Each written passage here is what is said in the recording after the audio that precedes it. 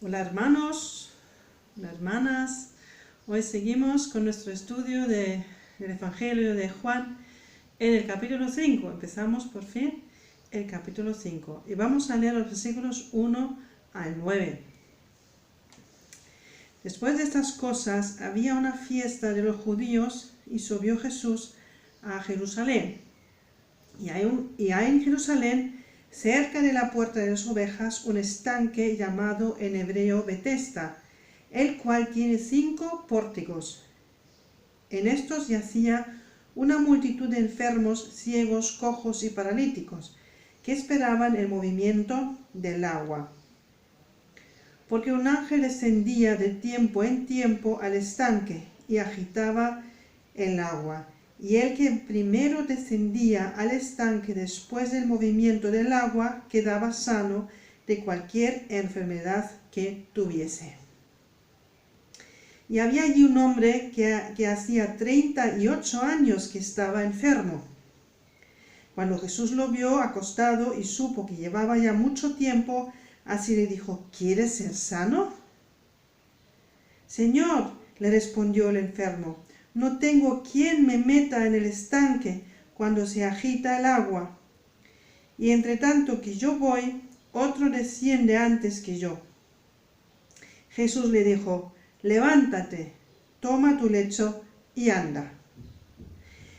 Al instante aquel hombre fue sanado y tomó su lecho y anduvo, y era día de reposo aquel día. Pues es una historia interesante porque vemos aquí a un hombre que realmente estaba esperando un milagro. Pero ¿de parte de quién estaba esperando el milagro? Yo creo que eso es la pregunta clave que nos tenemos que hacer para enfrentarnos a ese texto. Y Jesús, que sabe todo, él sabía que el hombre llevaba ya muchísimo tiempo, 38 años, esperando ese milagro. Entonces tiene compasión con él, ¿no? Y le dice en el versículo 6, ¿quieres ser sano? ¿Y qué es lo que contesta el hombre? Muy interesante lo que contesta el hombre, porque si alguien te pregunta a ti, ¿quieres ser sano? ¿Qué vas a decir? Pues vas a decir: sí, Señor, quiero ser sano, sáname, sáname, Señor, te pido, por favor, sáname. Pero el hombre no contesta de esa manera, sino mirad cómo contesta. Él, en vez de simplemente decir: sí, quiero ser sano, por favor, sáname, Señor, le da a Jesús una explicación, ¿no? La explicación era: Señor, respondió el enfermo, no tengo quien me meta en el estanque cuando se agita el agua, y entre tanto que yo voy, otro desciende antes que yo. Entonces, ¿qué está diciendo? A resumidas cuentas, está diciendo: sí, me gustaría ser sano, pero es imposible que yo pueda ser sano, porque me falta esa otra persona que me puede llevar al agua. Cuando el agua se da la vuelta, no se va moviendo para que yo llegue antes de otra persona. Entonces, básicamente, en vez de decirle a Jesús: sí, quiero ser sano, le dice: sí, Señor, sí, pero es imposible, es imposible. Yo trabajo con muchas personas, ya sabéis, en consejería, y muchas veces me pasa eso. Digo a las personas: mira, yo creo que hay un camino, yo creo que puedes salir de esa situación y de ese sufrimiento que estás teniendo en esos momentos, pero luego la persona me dice: no, pero es demasiado difícil. No, pero no es posible. No es posible por esto y por lo otro, porque me falta tal, y como no tengo eso, pues es imposible que yo pueda ser sano. Pero realmente, para ser sano, lo único que hay que decir al Señor es: sí, sí quiero ser sano. Aún así, el Señor tiene mucha misericordia con este hombre realmente, y tampoco le contesta en el sentido: ¿y por qué dices eso? ¿Y por qué no confías? ¿O por qué no? Jesús no dice nada, sino simplemente le dice: levántate, toma tu lecho y anda. Ahora, la siguiente pregunta que nos tenemos que hacer es: ¿por qué ¿por qué en los días de fiesta, que seguramente era el Pentecostés, después del Pesaj, ¿no? Del Pasa, la fiesta siguiente seguramente era esta, entonces en esa fiesta no se podía trabajar, era como si fuera un sábado. Entonces, ¿por qué Jesús no respeta aquí la ley rabínica? ¿Por qué no la respeta sino hace todo lo contrario de lo que realmente la ley le pide? ¿Cómo es posible? Si eres el Mesías, ¿por qué no respeta eso? Si eres judío, ¿por qué no lo respeta? Eso es la otra pregunta que nos tenemos que hacer con ese texto. Y para eso tenemos que ir, para poder contestarla, al Antiguo Testamento y ver un poquito en qué se centraba ese sábado en la ley del Sabbat en hebreo. Y podemos ir a Jeremías, que es un profeta del Antiguo Testamento, y allí podemos leer, porque en ningún otro sitio aparece precisamente lo que estamos buscando, pero en un profeta. Eso ya llama mucho la atención, porque realmente todas las leyes están o en Números o en Levíticos, ¿no? Y entonces, pero aquí vamos a Jeremías, al capítulo 17, y vamos a leer el versículo 21 y 22, que dice así: Así ha dicho Jehová, guardaos por vuestra vida de llevar carga en el día de reposo, y de meterla por las puertas de Jerusalén. Ni saquéis carga de vuestras casas en el día de reposo, ni hagáis trabajo alguno, sino santificad el día de reposo, como mandé a vuestros padres. Es interesante porque realmente aquí el llevar una carga tiene un contexto. ¿Cuál es el contexto de no levantar carga, no llevar carga en el Sabbat? Pues el contexto es precisamente que no había de meter esa carga por las puertas de Jerusalén. Entonces era lo que estamos viviendo ahora mismo, ¿no? El Sabbat era un momento donde realmente toda la actividad económica, financiera de aquel entonces, que era la recogida de fruta, de cosas que estaban fuera de la ciudad, porque dentro de la ciudad no podían cultivar, entonces tenían que ir fuera, o si tenían que buscar cosas para luego venderlas, entonces había que pasarlas por esas puertas de Jerusalén para esa actividad económica. Entonces el Shabbat era también en el sentido un día de reposo, pero también de confianza. Aunque yo ese día no puedo trabajar, no puedo hacer negocio, voy a confiar que el Señor me va a suplir con todo lo que yo necesito, porque era un riesgo de no seguir adelante con la actividad económica. ¿Vale? Bien, de allí vamos un momento a Números 28, ahora sí vamos a la ley, a Números 28, y vamos a leer los versículos 17 al 31. O empezamos con el 16, casi mejor. Aquí dice, el título es Ofrendas de las fiestas solemnes. Pues aquí está diciendo, pero en el mes primero, a los 14 días del mes será la Pascua de Jehová, y a los 15 días de este mes la fiesta solemne, por 7 días se comerán panes sin levadura. Y eso es precisamente la fiesta que hubo en aquel momento cuando Jesús va a Jerusalén. Y hemos leído el texto. El primer día será santa convocatoria, ninguna obra de siervos haréis, y ofreceréis como ofrenda encendida en holocausto a Jehová 2 becerros de la vacada y un carnero, y 7 corderos de un año serán sin defecto. Y luego podemos ver todas esas otras, digamos, ofrendas que estaban dando en esta fiesta. Así que no se podía trabajar según la ley, pero sí se podía ofrendar, hacer ofrenda, ¿no? De aquí, de corderos, de harina, de otras cosas. Eso es interesante también.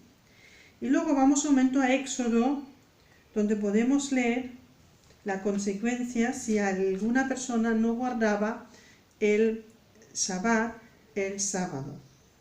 Eso está en Éxodo capítulo 31, versículos 14 y 15. Dice, así que guardaréis el día de reposo porque santo es a vosotros el que lo profana, porque santo es a vosotros. El que lo profanare, de cierto morirá, porque cualquiera que hiciere obra alguna en él, aquella persona será cortada de en medio de su pueblo. 6 días se trabajará, mas el día séptimo, el día de reposo consagrado a Jehová, cualquiera que trabaje en el día de reposo, ciertamente morirá. Entonces, no guardar el reposo, el día de reposo, el Shabbat, significaba que realmente iban a matar, ¿no? Y eso era como una sentencia de muerte.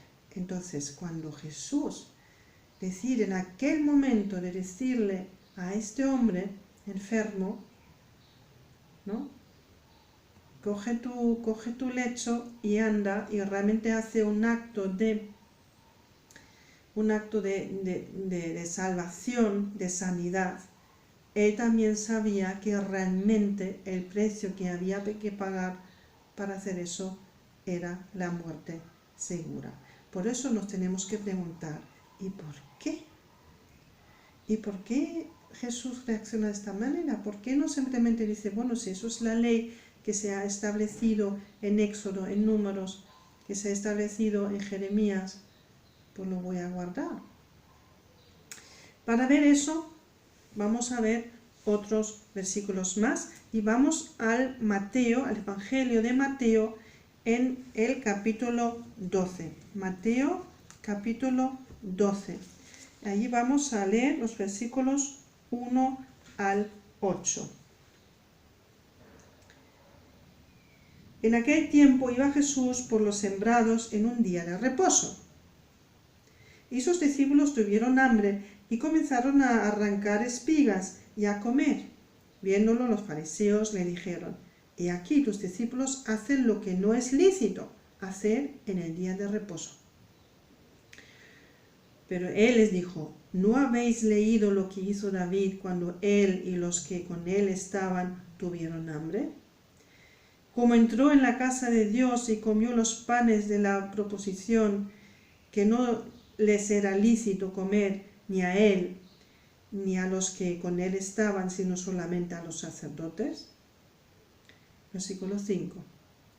¿No habéis leído en la ley como en el día de reposo los sacerdotes en el templo profanan el día de reposo y son sin culpa? Entonces ahí vemos que realmente la ley rabínica, que sí que permitía hacer ofrendas en el día de reposo, no era la idea original del día de reposo, no era la idea original de Dios para el Shabbat.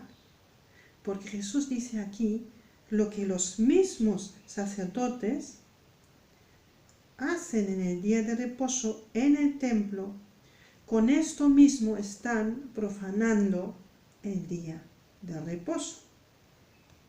Versículo 6. Pues os digo que uno mayor que en el templo está aquí.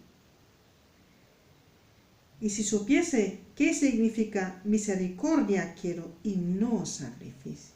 Eso era la voluntad de Dios. Misericordia quiero y no sacrificio. No condenaríais a los inocentes. Entonces Jesús está diciéndoles, vosotros estáis condenando a los inocentes y al mismo tiempo vosotros sacerdotes estáis profanando el día de reposo con lo que estáis haciendo en el templo. Versículo 8, porque el Hijo del Hombre es Señor del día de reposo. El que manda sobre el día de reposo es ¿quién? El Hijo del Hombre. Jesús manda, tiene el poder, tiene la autoridad sobre el día del reposo. Y si luego vamos un momento a Marcos, vamos al capítulo 2, versículo 27, capítulo 2 de Marcos, versículo 27, aquí también Jesús está hablando sobre el tema del día de reposo. También les dijo, el día de reposo fue hecho por causa del hombre, y no el hombre por causa del día de reposo. ¿Qué quiere decir eso?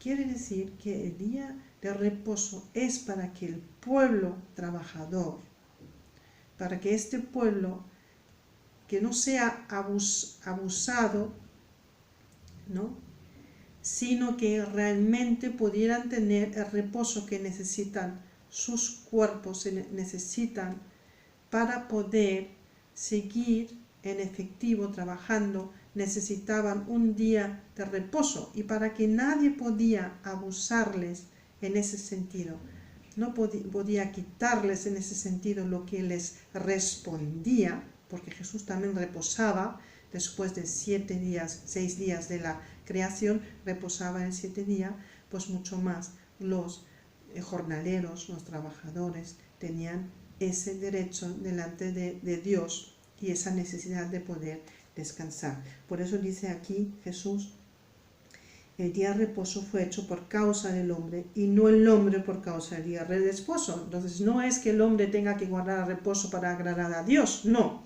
Dios dio al hombre el día de reposo porque era una necesidad básica, vital, de tener ese reposo. Entonces no era para agradar a Dios, sino Dios nos lo dio a nosotros para bendecirnos al ser humano.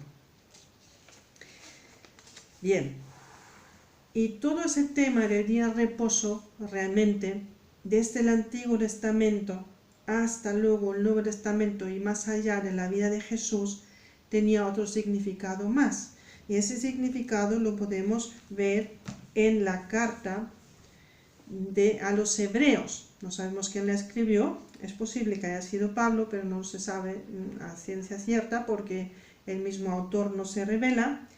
Pero en todo el capítulo 4 podéis leer qué idea realmente tenía desde los comienzos, desde que cuando Dios es el creador de todo lo que existe, ¿no? Y cuando Él termina creando la creación el día 6 y luego toma el reposo, eso ya tiene un significado más allá del pueblo de Dios, al pueblo de Dios del Nuevo Testamento, que son todos que han recibido al Señor Jesús. Porque al recibir al Señor Jesús, una persona llega verdaderamente al reposo. Y eso lo podéis leer en Hebreos, capítulo 4, versículo 9. Por tanto, que era un reposo para el pueblo de Dios. Porque el que ha entrado en su reposo también ha reposado de sus obras como Dios de las suyas.